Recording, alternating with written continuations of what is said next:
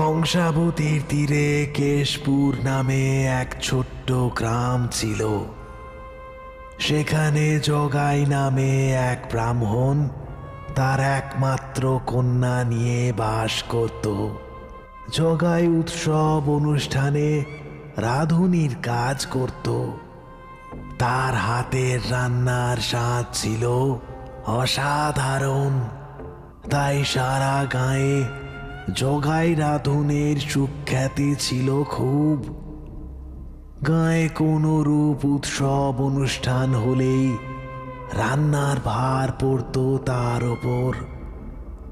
কাজের বাড়িতেই সেদিন তার খাওয়ার ব্যবস্থা হয়ে যায়। আর তারপর কাজের শেষে ভোজ সামগ্রী সহ দান দক্ষিণা যা পায় কাপড়ে বেঁধে তা নিয়ে আসে বাড়িতে। ওরে মা, মারে কই, দরজাটা খোল। বাবা, তুমি এসে গেছো? কোথায় থাকিস মা? এত দেরি হয় দরজা খুলতে? সাত সন্ধেবেলা ঘরের দরজা বন্ধ করে বসে থাকিস কেন কে জানে? বাবা, সারা বাড়িতে এই আমি একটা মাত্র প্রাণী, একা থাকি। যদি চোর ডাকাত ঢোকে তখন কি হবে শুনি? কি আর আছে রে মা যে নিয়ে যাবে? যাকে যাকে, শোন শোন, জমিদার বাড়ির অনুষ্ঠানে রান্না করে আজ তো বেশ ভালোই উপার্জন হয়েছে রে মা। এই দেখ, জমিদার গিন্নি আমায় ডেকে তোর জন্য এই কাপড়খান আলাদা করে পাঠিয়েছে। কই কই, দেখি দেখি। বাহ, কি সুন্দর! বাবা, ভারী সুন্দর হয়েছে। তুই খুশি তো মা? হ্যাঁ বাবা, ভীষণ খুশি। ভারী সুন্দর কাপড়, খুব সুন্দর। জানিস মা, জমিদার গিন্নি ভারী ভালো মানুষ। আমায় ডেকে বললে, ঠাকুর মশাই, এই কিছু টাকা, এই ধুতি আপনার। উৎসবের দিনে খালি হাতে এভাবে তো আর আপনাকে যেতে দিতে পারি না, পারিশ্রমিক তো তিনি দিতেনি। আর শোনেন, এই কাপড়টা মা সীতাকে দেবেন, কেমন? মাহারা মেয়েটা কিছুই তো পায় না। বাবা, তুমি আবার শুরু করলে তো? এই তো বেশ ভালো আছি আমরা। উৎসবের বাড়ি তুমি রাখছো, আর আমাদের সে সুবাদে ভালো মন্দ জুটে যায় নিত্যদিন। আর এই দেখো না, কেমন নতুন গামছা, ধুতি, আমার কাপড়। আর কি চাই গো? হ্যাঁ, এভাবেই আমরা বাপ মেয়েতে জীবন কাটিয়ে দেব।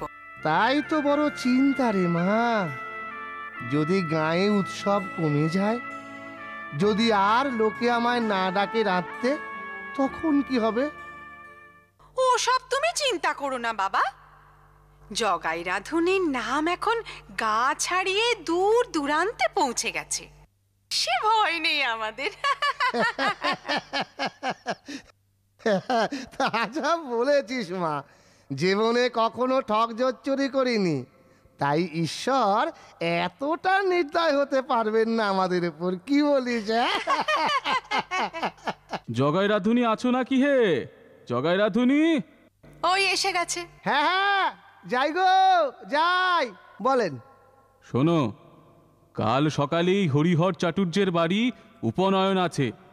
সে উপলক্ষে রান্নার ভার তোমার হে। 500 লোকের রান্নার ভার, বুঝেছো? ও 500 কেন, 5000 হলেও কোনো চিন্তা করতে হবে নি গো। আমি তবে চলি এখন। দেরি করো না যেন, পৌঁছে যেও ঠিক সময়। কিচ্ছু চিন্তা করতে হবে না, আমি ঠিক সময় পৌঁছে যাব। এভাবেই জগাইয়ের কাজ চলতে থাকে নিত্যদিন। সারা গাঁয়ে যত উৎসব অনুষ্ঠান হয়, আর সে উপলক্ষে ভোজনের আয়োজন হলেই ডাক পড়ে জগাই রাঁধুনির। সুস্বাদু রান্না মানে লোকমুখে একটাই নাম, জগাই রাঁধুনি। কিন্তু সুখ তো চিরকাল সমানভাবে থাকে না। একদিন তাই হলো।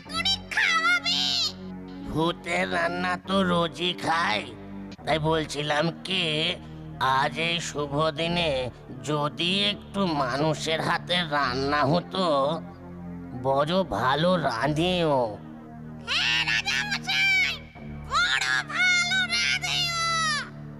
বেশ, তবে তাই হোক, তাই হোক, তাই হোক। রেঁধে ফেলে তাড়াতাড়ি মন্ডা মিঠাই রকমারি, ঝিমে গজা পুলি পেটে খাবো মোড়া ছিটে ফুটে। জলদি কর, জলদি কর, জলদি কর। এই সেরেছে। আর দেরি কিসের? চলো রেঁধে ফেলো চটপট।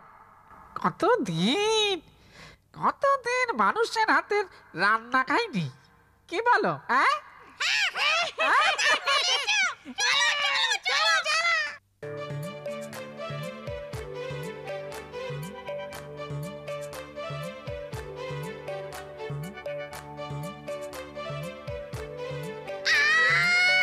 কি গন্ধ রে! গন্ধেই তো পেট ভরে যাচ্ছে। খাবো আর কি? সে কি রে? খাওয়ার আগেই তো ঢেকুর তুলছিস, তবে আর খাবি কি রে? সত্যি কতদিন যে মানুষের রান্না খাইনি, ভুতুরে রান্না খেয়ে খেয়ে পেটে যে একেবারে চড়া পড়ে গেল গা। কই গো, তোমার হলো? আজ যে সইতে পারছি না গো।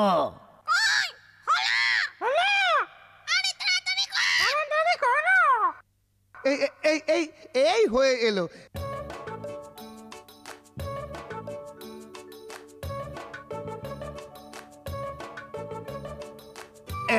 এই নাও, রান্না তৈরি। বাবা, কত কি!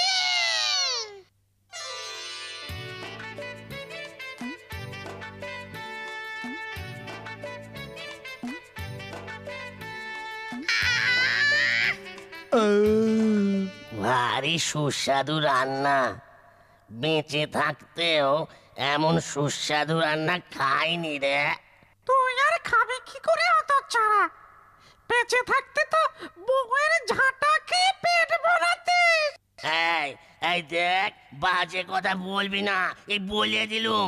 এই ভরাতিস তো বল। এই, এই, বল, বল, বল। এই, বাজে কথা বলবি না তুই। ওরে ওরে, থাম থাম থাম! রাজা মশাই এসেছে রে! থাম থাম থাম তোরা! এবার বুঝি দিল ঘর মটকিয়ে।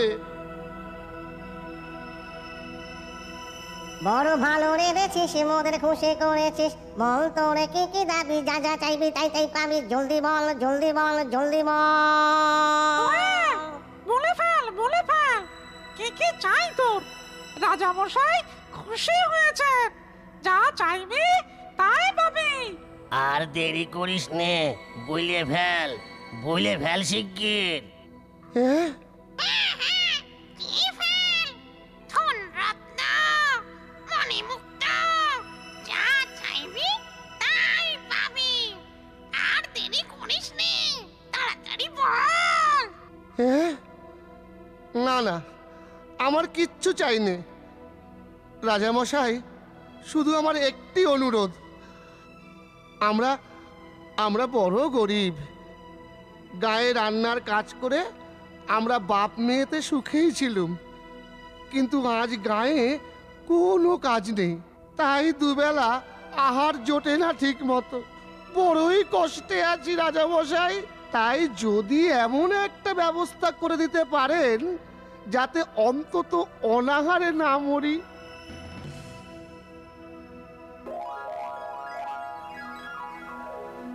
মাটি খানে সঙ্গে রাখ, খিদে পেলে সামনে রাখ।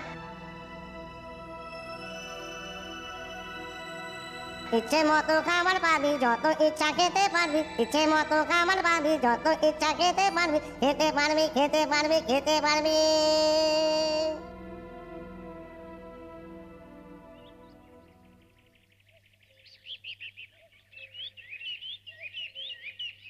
কই রে মা, কোথায় গেলি? বাবা, ফিরে এসেছো তুমি? কোথায় চলে গিয়েছিলে আমাকে একা ফেলে রেখে? ভূতের বিয়েতে রাত্রে রে মা, ভূতের বিয়েতে রাত্রে। এই দেখ, এই দেখ।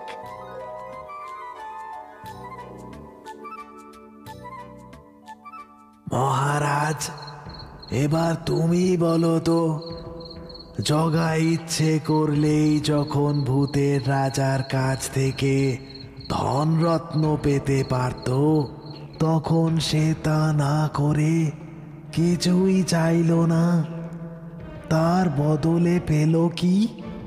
একটা বাটি, যা কেবলই তার পেট ভরাতে সাহায্য করবে।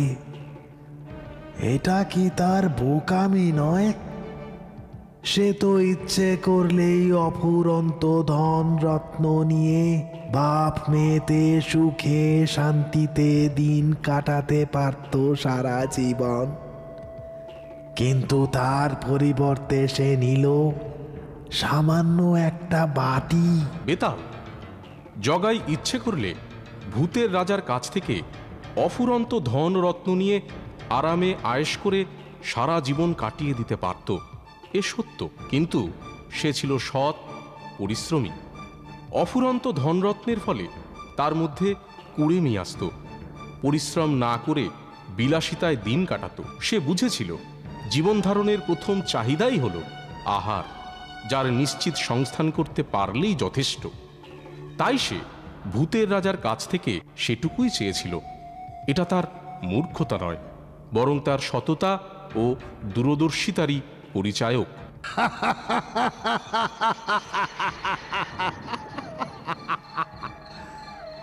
মহারাজ, তুমি এবারও সঠিক উত্তর দিয়েছ, কিন্তু আবার তুমি কথা বলে ফেলেছ।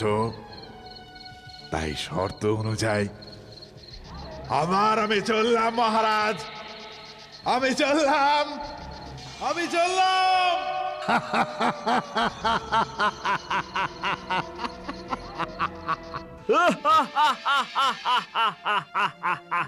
বেতাল, বেতাল যেও না, দাঁড়াও, দাঁড়াও, আমি আসছি বেতাল, যেও না, আমি আসছি বেতাল।